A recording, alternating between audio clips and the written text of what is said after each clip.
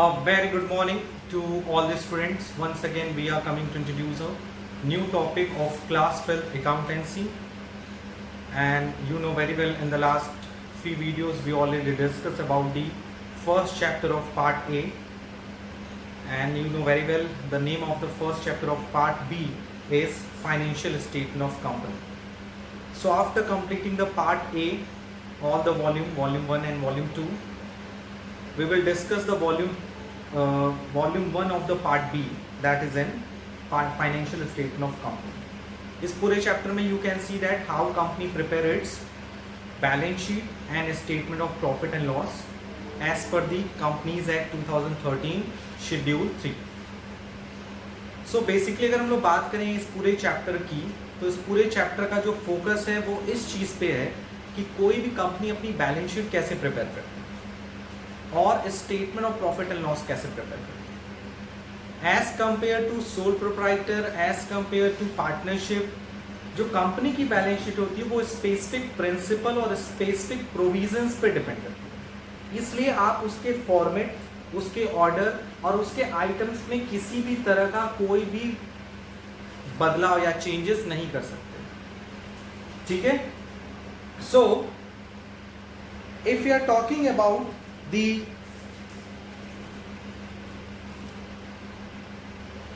so if we are talking about the explanation about the liabilities and asset side, let's we discuss the format of the balance sheet जो हम लोगों ने already last class में discuss किया हुआ है कि कंपनी किस तरह से अपनी बैलेंस शीट बनाती है. Company prepare it's balance sheet in the following way: the particulars, note number, previous year and current year amount. This is a company's balance sheet which are prepared as per the Companies Act 2013 Schedule 3. and अगर हम लोग head की बात करें तो you know very well they are basically two sides, two major thing, two part, that is an equity and liability. And in the equity and liability there are basically three major head: shareholder fund, non-current liability and current liability.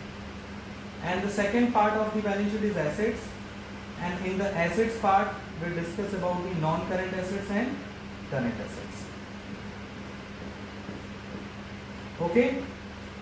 सो ये company की balance sheet का एक रफली format है जिसे हम लोगों ने पहले भी डिस्कस किया हुआ है.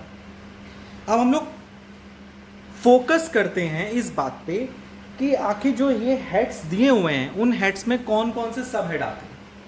ऑलरेडी हम लोगों ने इक्विटी एंड लायबिलिटी के जो तीन मेजर हेड हैं, share fund, non current liability and current liability के जितने भी अंदर सब हेड है और सब हेड के अंदर जितने भी आइटम्स हैं उसको डिस्कस कर लिया.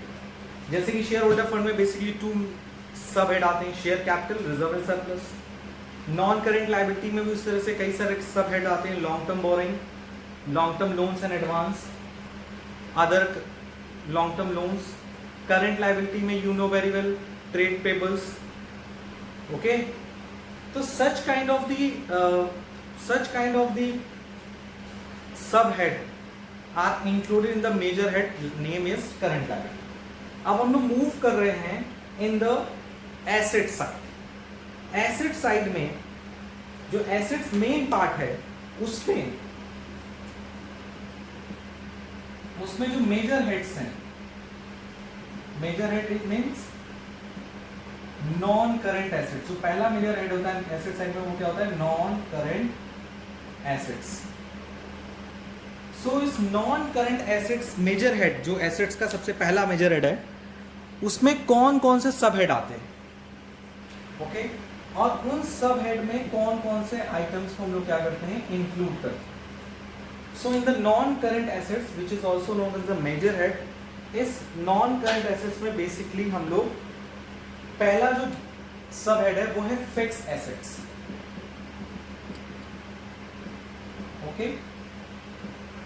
सेकेंड आपका इसमें आता है B point, non current investment. Non current investment. Third है आपका deferred tax assets, deferred tax assets, and fourth है आपका long term loans and advance, long term loan and advance. So उसके बाद अदर नॉन करेंट एसेट्स है जो आपके accounting का पार्ट नहीं है। तो बेसिकली अगर हम लोग बात करें कि एसेट्स हेड है, जो एसेट्स पार्ट है ना, एसेट पार्ट में कितने हेड है? दो, non current assets and current assets. So non current assets में कौन कौन से सब हेड आते हैं? बेसिकली जो एसेट्स का बेस दो ही मेजर हेड है, non current asset and current asset. Under the non current major head they are basically four sub head: fix assets, non current investment, deferred tax assets and long term loans and advances. इसके साथ एक और भी है, other non current assets. अब one by one in सारे sub heads को हम एक्सप्लेन करते हैं और पता करते हैं कि इसमें कौन कौन से आइटम्स इंक्लूड किए जाते हैं। ठीक है, तो अगर हम लोग बात करते हैं पहले सब हेड की, वो है fix assets. What is the meaning of fix assets? Any assets which are purchased or are procured by the enterprise for use, for self use or for production। कोई भी एसेट्स जो हम खरीदते हैं उसको यूज करने के लिए, सेल्फ यूज, जैसे फैन खरीदा सेल्फ यूज के लिए, हमने मशीनरी खरीदी फॉर प्रोडक्शन, तो उनको हम लोग फिक्स एसेट्स की कैटेगरी में रखते हैं। लेकिन you know very well according to the companies act, जो फिक्स एसेट होता है it is a part of the non current assets, क्योंकि इसकी जो कह सकते हो वैलिडिटी है या आपको जो लाइफ देती है वो लॉन्ग टर्म पीरियड के लिए होता है।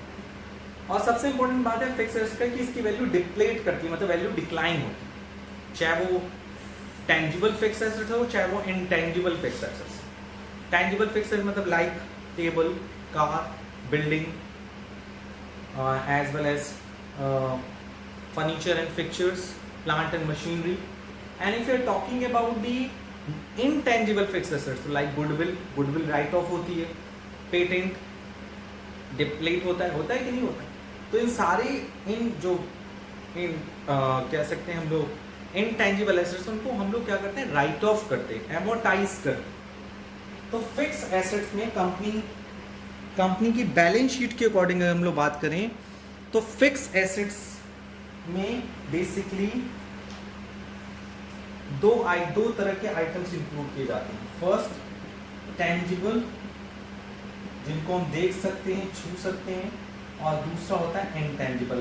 अब 12th में आके ये पूछना या ये सोचना कि सर आपको टेंजिबल एसेट्स और इनटेंजिबल एसेट्स के बारे में पूरा डिटेल में बताएंगे, तो no, because it is already discussed in the class 11 in detail what is the meaning of tangible assets, what is the meaning of intangible assets, computer hardware tangible assets, computer software intangible assets। ठीक है, ये board दिख रहा है, ये school की क्या है? tangible assets। intangible assets क्या है? इसको पढ़ाने से स्कूल जो गुडविल अर्न करे, जो हो सकता है कुछ यूनिक मेथड्स हैं स्कूल के, वो सब उसके पेटेंट हैं, कॉपीराइट हैं। सो ये सारी चीज़ें मैं जो पढ़ा रहा हूँ, यूट्यूब पे जो वीडियोस आएंगे, मेरे परमिशन के बिना मेरा वीडियो कोई और किसी चैनल पे अपलोड नहीं कर सकता। So this is my copyright. ठीक है, तो ये सब क्या है? Intangible assets. ठीक है, तो इनको हम according to the companies act क्या करते हैं? बैलेंस शीट में शो कराते हैं। ठीक है, इसमें कई सारे एग्जांपल्स भी गिवन है। टेंजिबल में land, building, plant and equipments, furnitures and pictures, computer, vehicles, office equipments. There is an intangible assets में the example are given goodwill, brand, trademark, computer software, copyright, patent, licence, franchises. उसके साथ साथ तीसरा इसमें और item दिया हुआ है कैपिटल वर्क इन प्रोग्रेस। ये कुछ एडिशनल नॉलेज है, आपके कोर्स में है। Capital work in progress and intangible assets under development. देखो बेसिकली क्या होता है कोई भी टेंजिबल एसेट्स या इनटेंजिबल एसेट्स एक दिन में क्रिएट नहीं होती, उसको क्रिएट होने में टाइम लगता है। So capital work in progress का मतलब है टेंजिबल एसेट्स क्रिएट हो रही है, लैंड का कंस्ट्रक्शन चला, अभी लैंड पूरी तरह से कंस्ट्रक्ट नहीं हुई है, तो वो आएगी आपके कैपिटल वर्क इन प्रोग्रेस। ठीक है। Next, intangible assets under development, मतलब अभी आप गुडविल क्रिएट कर रहे हो, अभी पूरी तरह से गुडविल क्रिएट नहीं हुई है, अभी आप जैसे मैं अभी सर क्या कर रहा हूँ, अपनी कॉपीराइट क्रिएट कर रहा हूँ। आफ्टर सम टाइम हो सकता है कि मेरे वीडियोस पसंद ना आए और इसका एक अलग से कोई चैनल क्या करे, कॉपीराइट ले ले स्कूल के अलावा, तो वो क्या है, अभी ये जो मैं एसेट्स क्रिएट कर रहा हूँ वो अंडर डेवलपमेंट है फॉर मी। तो कंपनी उसी तरह से अगर कोई कॉपीराइट, कोई पेटेंट अगर क्रिएट कर रही है, तब तक वो इंटेंजिबल एसेट्स अंडर डेवलपमेंट होता है, और जब वो कॉपीराइट या पेटेंट रजिस्टर्ड हो जाता है तो it will be becomes intangible assets. Okay, अब हम लोग बात करते हैं नॉन करंट इन्वेस्टमेंट्स, जो सेकेंड हेड है आपका, सेकेंड सब हेड है the major head of non current assets. क्या नाम है उसका? Non current investment. बेसिकली नाम से ही क्लियर है, non current investment. What is the meaning of non current investment? Non current investment, sir the basic meaning of non current investment मतलब कोई भी इन्वेस्टमेंट, हमने पैसा कहीं लगाया है और उसके पीछे जो एम है वो है लॉन्ग टर्म वे में रिटर्न का।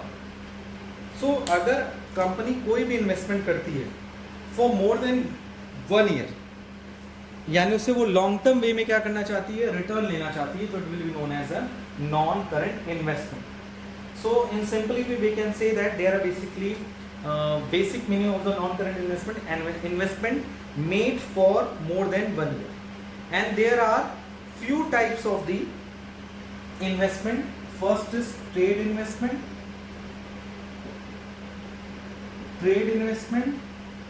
and second are other investment. याद रखिएगा, ट्रेड इन्वेस्टमेंट और करंट इन्वेस्टमेंट में डिफरेंस होता है।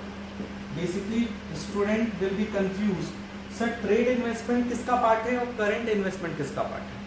Trade investment is a part of non current assets. ठीक है, अभी हम लोग दूसरे पॉइंट पे चलो। सेकंड ए कंप्लीट कर लिया, नॉन करंट इन्वेस्टमेंट में पार्ट है, यानी ये किसका पार्ट है? नॉन करंट एसेट्स का पार्ट है। वही current investment is a part of current assets.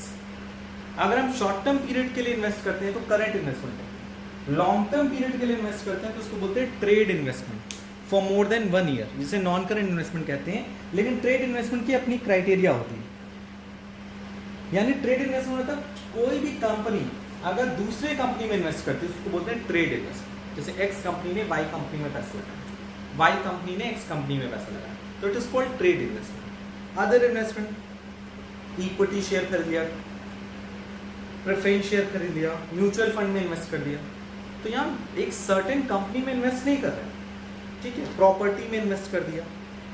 ठीक, अब आता है नेक्स्ट है आपका डेफर्ड टैक्स एसेट्स। इसके बारे में मैंने आपको बताया हुआ था पहले से भी कि एक्चुअल इनकम और एस्टिमेटेड इनकम में डिफरेंस होता है। तो कंपनी एडवांस टैक्स पे करती है, तो ये भी सिचुएशन हो सकता है कि कंपनी ज़्यादा टैक्स पे कर दे और एक्चुअल में टैक्स कम हो, तो इसको हम लोग बोलते हैं डेफर्ड टैक्स एसेट्स। ये आपके कोर्स में है नहीं तो इसको पढ़ने की कोई ज़रूरत नहीं है। नेक्स्ट है आपका D point, long term loan and advance. ये मैं इतना पढ़ाने के बाद आपको बताऊंगा कि आखिर ये पढ़ने का क्या यूटिलिटी है, इतना हम लोग क्यों डिटेल में पढ़ रहे हैं, इतना सर क्यों मेहनत कर रहे हैं, इतना आप क्यों देख के मेहनत करेंगे, क्योंकि इसके पीछे कोई ना कोई ऑब्जेक्टिव छिपा है। अब बात करते हैं long term loan and advance कि long term loan and advance में कौन कौन से आइटम्स इंक्लूड किए जाते हैं। इसमें 2 तरह के आइटम्स इंक्लूड किए जाते हैं, एक कैपिटल एडवांसेस और दूसरा इंक्लूड किया जाता है आपका सिक्योरिटी डिपॉजिट्स। सिंपल सी बात है, अगर किसी अदर पर्सन ने, किसी अदर ऑर्गेनाइजेशन ने कंपनी को कैपिटल एडवांस दिया, कैपिटल एडवांस क्यों मिलता है? ठीक है, जैसे मैंने ये प्रॉमिस किया कि मैं 10 साल तक आपको एक सर्विस दूंगा, 10 साल तक, फॉर मोर देन 1 ईयर, और उसके बदले आपने मुझे एडवांस दिया, तो ये क्या कहलाएगा? Capital advance. अगर मैं कहता कि विद इन 1 ईयर की अगर बात होती कि मैं 1 साल तक आपको सर्विस दूंगा, तो ये एडवांस कैसा कहलाता है? Revenue advance. ये तब नॉन करंट एसेट्स का पार्ट नहीं होता, ये करंट एसेट्स का पार्ट। तो अगर आप लॉन्ग टर्म बेसिस पे एडवांस दे रहे हैं तो उसे हमने कैपिटल एडवांसेस कहते हैं। उसी तरह से सिक्योरिटी डिपॉजिट, इसका सबसे इजी एग्जांपल है, आप लोग स्कूल में एडमिशन लेते हो तो स्कूल आपसे क्या करता है? सिक्योरिटी डिपॉजिट रखता है। अगर, और ये जनरली क्या होता है? लॉन्ग टर्म नेचर का होता है कि अगर आपसे मान लीजिए स्कूल की कोई प्रॉपर्टी या स्कूल का कोई लॉस हो जाता है, specially which can be measured in monetary terms, तो कम स्कूल क्या करता है? आपसे सिक्योरिटी डिपॉजिट की मनी काटता है। तो ये दोनों ही क्या है? लॉन्ग टर्म इन नेचर होते हैं, और ये आप जमा करते हो। कंपनी क्या होता है? यहाँ पे एसेट्स के सेंस में बात हो, तो अगर हम जमा करेंगे, अगर एडवांस देंगे या सिक्योरिटी डिपॉजिट रखेंगे, तो वो हमारी एसेट्स होगी। इसका एक सबसे बेसिक एग्जांपल होता है, मान लीजिए कंपनी को कोई कॉन्ट्रैक्ट चाहिए, बाई कंपनी से कोई कॉन्ट्रैक्ट चाहिए, ठीक है, और कंपनी ने डिफरेंट लोगों से क्या मंगाया? टेंडर मंगाया, और उसके साथ साथ एडवांस भी मंगाया, ठीक। तो हमने क्या रखा? 10 साल हमें सर्विस देनी, तो मैंने कुछ एडवांस भी दे दिया उसको, ठीक है। मैंने उसके पास एडवांस रखा कि वो मुझे से सर्विस ले, ठीक है। या कह सकते हो कि मुझे उनसे सर्विस लेनी है, इसलिए मैंने उनको एडवांस दिया लॉन्ग टर्म बेसिस पे, यहाँ अपोजिट टर्म में आते। और सिक्योरिटी डिपॉजिट रखना, जैसे आप रख रहे हो स्कूल में, तो आपके लिए वो एसेट्स है, लेकिन स्कूल के लिए क्या है? लायबिलिटी। तो अगर आपकी कंपनी होती, आप कहीं डिपॉजिट रखते किसी सिक्योरिटी के बेसिस पे, तो उसे हम लोग क्या बोलेंगे?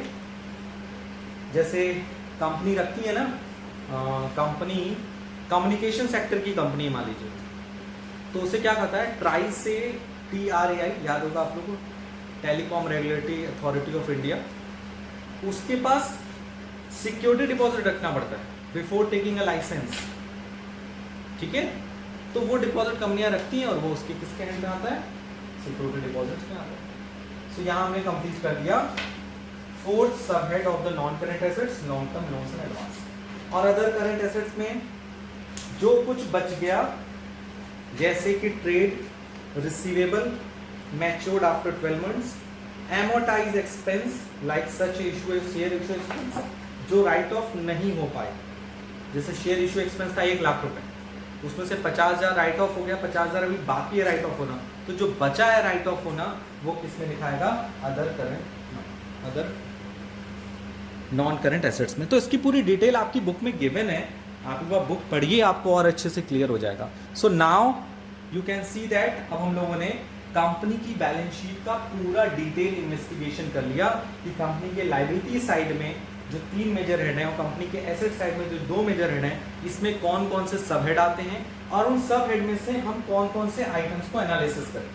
जैसे अगर आपसे एग्जाम में पूछ लिया गया कि टेल मी कैपिटल एडवांस किस मेजर हेड और किस सब हेड में आएगा, तो you will tell them capital advance major head होगा नॉन करंट एसेट्स, और सब हेड होगा long term loan and advance. ऐसे आपको बताना होगा। और you know very well, CBSE ने तो सिलेबस ही पूरा खत्म कर दिया, मतलब पूरा चेंज कर दिया है, जिसमें टर्म 1 टर्म 2 की बात की गई है। तो ये जो फाइनेंशियल स्टेटमेंट ऑफ कंपनी पूरा टर्म 1 में आता है, इसमें ऑब्जेक्टिव क्वेश्चन पूछे जाएंगे, तो आपको तो और थोड़ा सा दिमाग लगाना पड़ेगा। जैसे आपको मैंने एक ऑप्शन दे दिया, मान लीजिए क्वेश्चन में ऑप्शन आ रहा है trade investment will be written under the head of, they are 4 option, shareholder fund, non current liability, current liability, non current assets, तो you will write them non current assets। तो अभी हम लोगों ने डिस्कस कर लिया नॉन करंट एसेट जो major head है उसमें कौन कौन से सब हेड आते हैं। अब हम लोग फटाफट डिस्कस कर लेते हैं करंट एसेट्स। जो लास्ट हेड है किसका? यस, जो लास्ट हेड है एसेट्स का, ठीक है।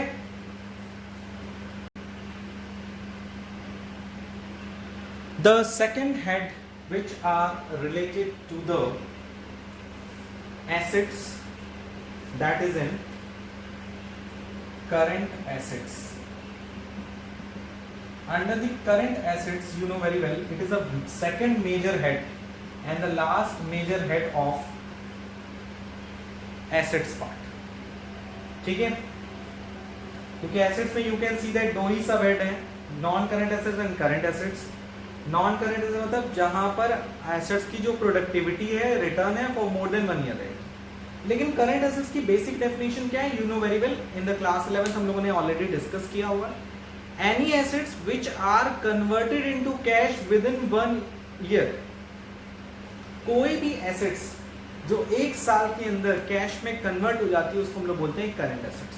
और इसको लेकर मैंने आपको प्रॉपर्ली एक ग्राफ भी बताया हुआ है. अब हम लोग डिस्कस कर रहे हैं कि आखिर करंट एसेट जो मेजर हेड है एसेट्स का, उसमें कौन कौन से सब हेड इंक्लूड किए जाते हैं. इसमें बेसिकली इंक्लूड किया जाता है current investment. Current investment include किया जाता है. Second sub head of current assets is inventories. Third will be a trade receivables. Fourth will be a cash and cash equivalents.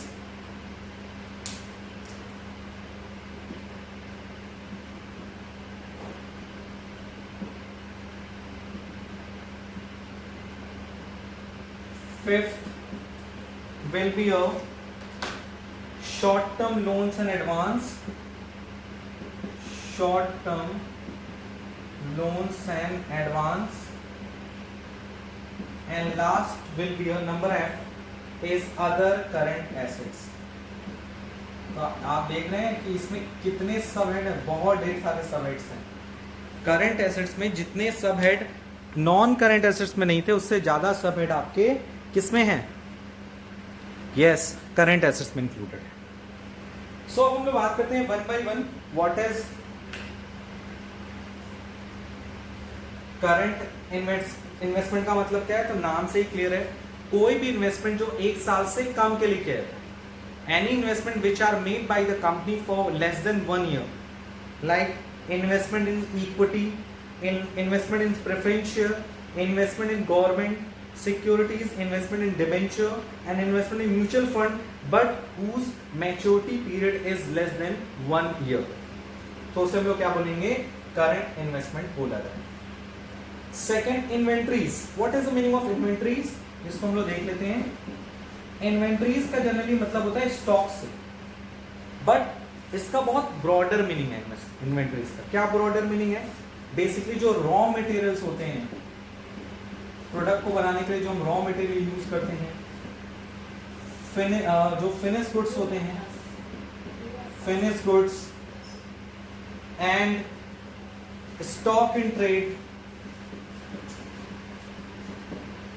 ठीक है, stock in trade, stores and spares, stores and spares, loose tool. ये मैंने आपको explain कर दिया कि ये सारे आइटम्स जो हैं विच आर इंक्लूडेड इन, और वर्क इन प्रोग्रेस भी, which are included in the inventories, जो सेकेंड सब हेड होता है करंट एसेट्स का. रॉ मटेरियल होता है कच्चा सामान जो अभी जिसको हम यूज करेंगे for the production of goods and services. Loose work in progress मतलब जो ना तो रॉ है ना तो फिनिश्ड है. स्टॉक इन ट्रेड मतलब you know very well, any stock which are unsold at the end of the year. Stores and spare, production process में जो स्टोर्स एंड स्पेयर्स यूज होते हैं, लूज टूल यूज होते हैं, उसे हम लोग इन्वेंटरीज में लगते हैं. यानी इन्वेंटरीज में सिर्फ स्टॉक को हम इंक्लूड नहीं करते हैं, इसमें हम गुड्स को मतलब फिनिश गुड्स को भी इंक्लूड करते हैं, उन स्टॉक्स को भी इंक्लूड करते हैं जो अनसोल्ड है, और उन सारे मटेरियल्स को भी यूज करते हैं जो प्रोडक्शन प्रोसेस में यूज किए जाएंगे. Third will be a trade receivables. What is the meaning of trade receivables? नाम से ही क्लियर है. ट्रेड पेबल्स पे भी हम लोगों ने डिस्कस किया था. ट्रेड रिसीवेबल्स पे, ट्रेड पेबल्स मतलब क्रेडिट बेसिस पे अगर हम लोन लेते हैं फॉर लॉन्ग टर्म पीरियड के लिए तो हम सिक्योरिटीज एक्सेप्ट करते हैं, बिल्स पेबल. तो वो ट्रेड पेबल्स के क्राइटेरिया में। तो ट्रेड रिसीवेबल में क्या आता है, debtors, the person to whom goods sold on credit, जिस बंदे को हम उधार पे सामान बेचते हैं वो बन जाता है डेटर। एंड सपोज वही डेटर आपको कोई रिटन एक्नॉलेजमेंट दे दे, रिटन क्या दे दे, एक्सेप्टेंस दे दे कि वो आपको क्या करेगा, आफ्टर सम टाइम वो आपको पे करेगा, तो वो बन जाता है bills receivable. So the combination of debtor and bills receivable will be known as trade receivables. आते हैं फोर्थ सब हेड पे। फोर्थ सब हेड कौन सा है, कैश एंड कैश इक्विवेलेंट्स।